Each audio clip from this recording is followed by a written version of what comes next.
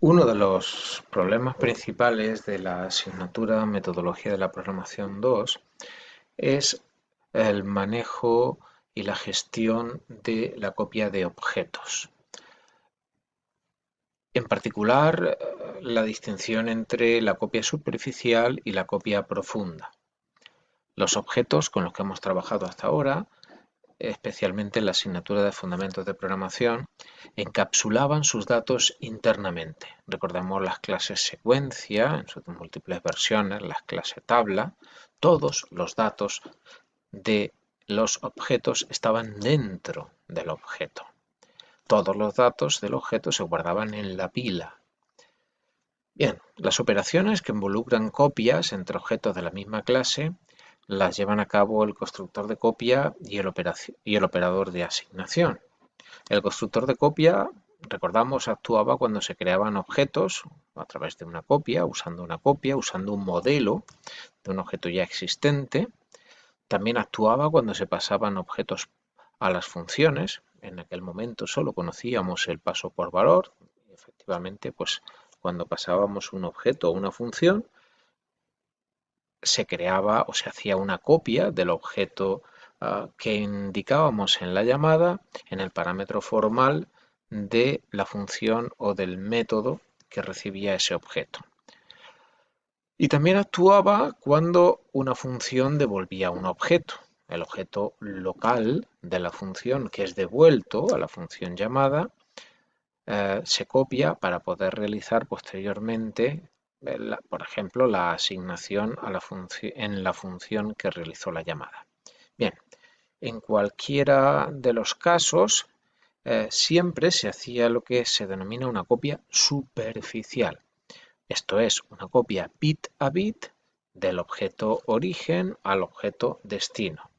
Es realmente como conseguir una copia desde el primer bit del objeto fuente al último bit del objeto fuente, de forma que se copiaba exactamente en la misma posición en el objeto destino. Por lo tanto, los objetos eran exactamente iguales y sus contenidos estaban en diferentes zonas de memoria. Pues, por supuesto, los datos de los objetos seguían estando dentro del objeto y siempre en la pila.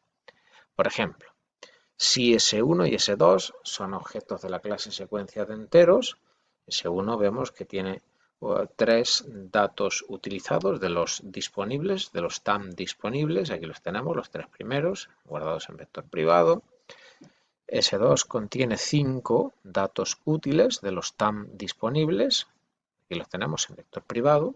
Cuando se ejecutaba una asignación, tal como esta, S2 pasa a ser S1. En definitiva, todo el contenido de S1 se copiaba en S2, se realizaba una copia bit a bit del objeto S1 en el objeto S2. Eso significa que al acabar la asignación, S1 es exactamente igual que S2. Contiene exactamente los mismos valores. En cualquier caso, observe que tanto S1 como S2 están en la pila y todos los datos de S1, todos los datos de S2 están dentro de sus respectivos objetos. Ya conocemos que es posible reservar memoria fuera de la pila, en el heap. Por lo tanto, podríamos pensar, y no sería mala idea, que si nos fijamos, por ejemplo, en la clase vector dinámico, observamos que los datos del vector se encuentran dentro del objeto. Por lo tanto, tenemos una restricción en cuanto al número de elementos que podemos contener. Podríamos pensar en que todos estos datos se guardaran en el heap y mediante un puntero acceder a esos datos. Con lo cual podríamos pedir y podríamos reservar exactamente la memoria que necesitamos. De ahí el vector dinámico. Sin embargo, esto que es una gran idea, hay que tomarla ahora mismo con cierta precaución. Bien, ¿por qué? Pues porque en ese caso los datos ya no residen dentro del objeto. Los datos están referenciados por punteros que sí son parte del objeto. Lo que es parte del objeto son los punteros, no los datos referenciados apuntados por los punteros. Bien, pues en estas situaciones la copia superficial no funciona correctamente. El objeto original y el objeto copiado serán iguales, sí, de eso se trata la copia superficial, incluyendo los valores guardados en los punteros. Ojo, los punteros. Pero solo habrá una copia de los datos apuntados por los punteros en el heap. Y, además, esos datos estarán referenciados por punteros distintos desde objetos distintos. Eso se traduce en un primer efecto colateral, y es que cualquier modificación que realicemos en un objeto se verá necesariamente reflejada en el otro. A fin de cuentas, se trata de los mismos datos, referenciados por distintos punteros, pero son los mismos datos. Por ejemplo, uh, tenemos dos objetos de tipo vector dinámico enteros en la pila V1 y V2. Bien, estos serían, por ejemplo, dos datos de tipo vector dinámico. Supongamos que se trata de un struct, la estructura de datos que utilizamos para representar un vector dinámico. El primero tiene 10 casillas y de ellas utiliza 5. El segundo tiene 5 casillas de capacidad y utiliza 3. A través de los punteros datos, V1 accede a la primera casilla del vector dinámico, reside en el heap, donde se guardan todos los datos del vector dinámico V1. Vemos que tiene 10 casillas, aunque solamente está utilizando 5. Lo mismo podemos decir de V2. De sus 5 casillas disponibles, solo utiliza 3. Vemos cómo efectivamente los datos están fuera de los del struct. Bien, eso nos da muchas posibilidades porque podríamos hacer que creciera el array conforme necesitáramos más datos o se comprimiera si no necesitáramos tanto. Sin embargo, pensemos en qué ocurre cuando ejecutamos una asignación como esta.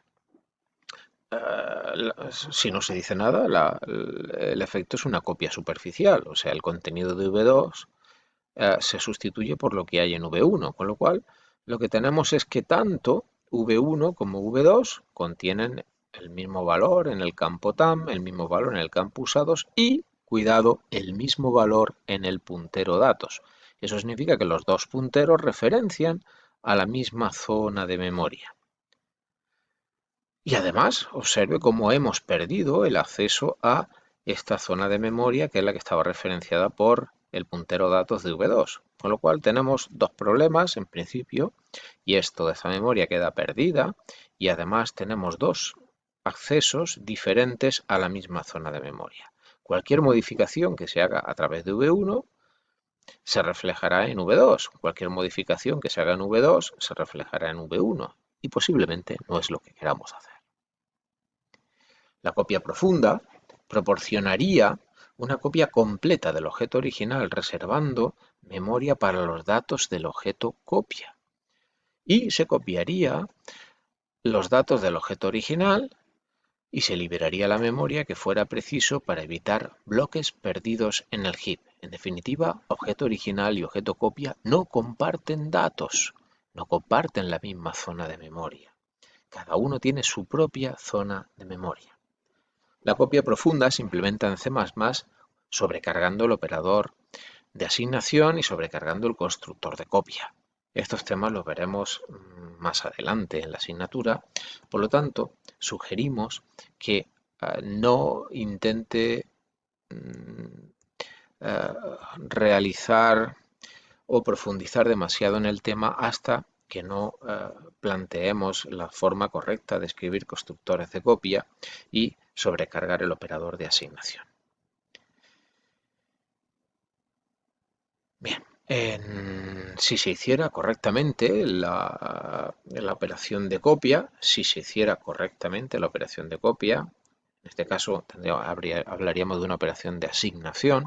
Repito, el condicional sí se hiciera correctamente, el objeto V1 y el objeto V2 vemos que comparten los mismos valores en los campos internos y cada uno de ellos ahora sí tiene su propio puntero con valores diferentes y cada objeto tiene su propia, cada dato, si no hablamos de una clase, cada dato tiene su propia zona de memoria. Bueno, para que pueda practicar sobre este tema, si lo necesita, le voy a plantear un reto.